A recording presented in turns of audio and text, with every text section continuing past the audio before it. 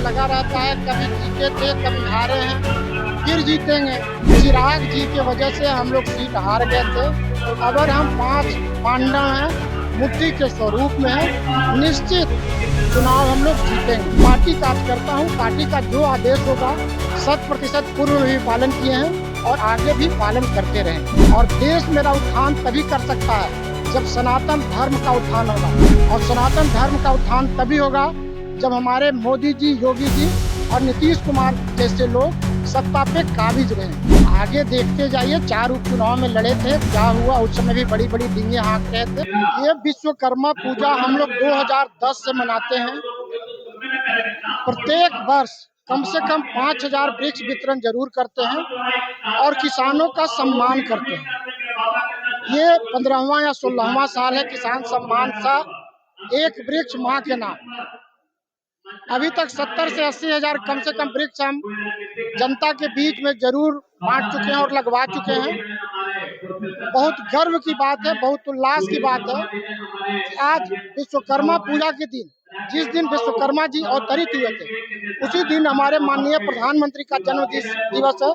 और ऐसा मान्यता है कि जिस दिन ईश्वर का जन्म होता है, उस दिन का जन्म लिए हुए व्यक्ति अति विशिष्ट सनातनी धर्मावलंबी होते हैं। और वो सारा गुण हमारे माननीय प्रधानमंत्री में दिख रहा है। आजाद भारत में पहला ऐसा कोई प्रधानमंत्री मिले हैं जो अपने देश में जितने मंदिर हैं उस सभी का जीर्णोद्धार किया जा रहा है। कॉरिडोर बन रहा है, विंध्याचल देख लीजिए, उज्जैन देख लीजिए, पुरी देख लीजिए, जितने धार्मिक स्थल है उसका उद्धार किया जा रहा है। और पूर्व में भी धर्म के माध्यम से हमारे यहाँ रोजगार था, हमारे अर्थतंत्र मजबूत करने का साधन धार्मिक पर्यटन था। और उस चीज को हमारे प्रधानमंत्री पुनः स्थापित किए हुए हैं, जिसका जीता जागता उदाहरण इलाहाबाद का जो तीर्थ मेला जो लगा हुआ था संगम तट पे, वो था। बहुत गर्व की बात है कि आज माननीय प्रधानमंत्री का जन्मदिन है।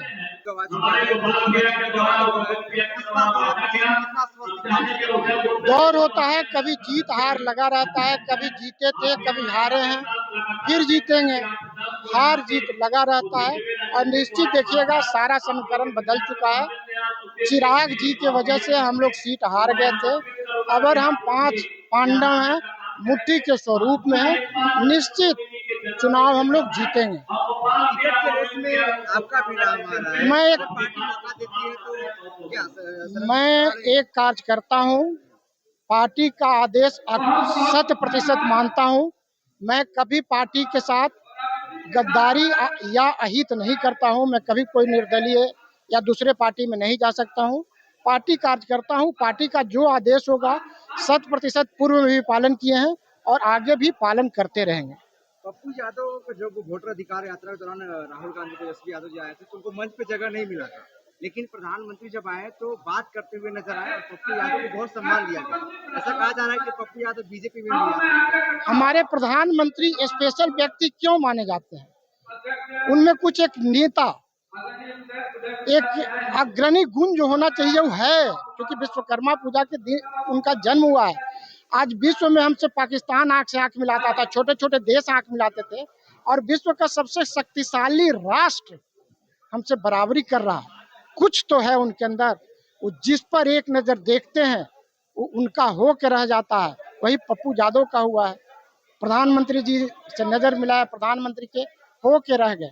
और देश मेरा उत्थान तभी कर सकता है जब सनातन धर्म का उत्थान होगा, और सनातन धर्म का उत्थान तभी होगा जब हमारे मोदी जी, योगी जी और नीतीश कुमार जैसे लोग सत्ता पे काबिज रहेंगे। प्रशांत किशोर कह रहे हैं कि इस बार हम सरकार बनाने वाले हैं और एनडीए और महागठबंधन को पीछे छोड़ेंगे और हम लोग सरकार में आएंगे। आगे देखते जाइए, 4 उपचुनाव में लड़े थे, क्या हुआ उस समय भी बड़ी बड़ी डींगे हाँक रहे थे। आगे भी बहुत दिन नहीं है, 2 महीना में सब चीज दिख जाएगा, देख लीजिएगा।